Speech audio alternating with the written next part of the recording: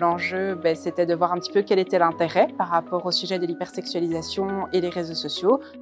On a un double défi, c'est effectivement de gérer l'image, et cette image divulguée de soi qui fait que le monde intime semble un monde qui est susceptible d'être partagé par tout le monde, sur un fond identitaire très fragile, parce que c'est une génération, on le sait, très anxieuse. On trouve que c'est hyper intéressant parce que ça permet d'aborder en fait une thématique qui est commune à tout le monde, mais sous des angles différents, avec des pistes d'action différentes.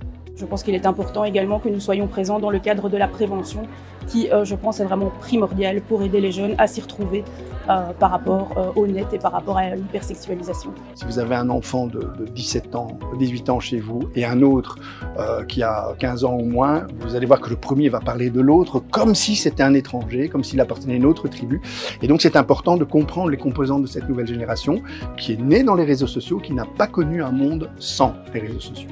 Je pense qu'il est important aussi pour les parents de se renseigner et de donner une éducation cohérente aux enfants, sans dramatiser non plus la situation, mais en ayant en tête que vraiment les situations peuvent être vraiment catastrophiques pour certains mineurs. Disponible sans être envahissant, c'est je vais pas aller te surveiller, je vais pas contrôler, mais je suis là. Si t'arrive quelque chose et tu m'en parles parce que je sais ce que signifient ces réseaux sociaux et notamment cette hypersexualisation sur les réseaux sociaux.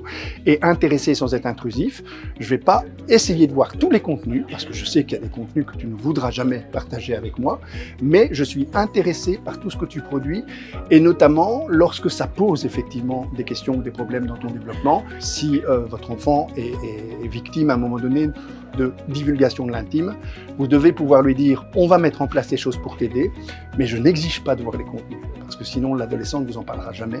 Parce que la dernière chose qu'il espère, c'est qu'un jour, ses parents voient ce qu'il a par maladresse diffusé sur les réseaux sociaux.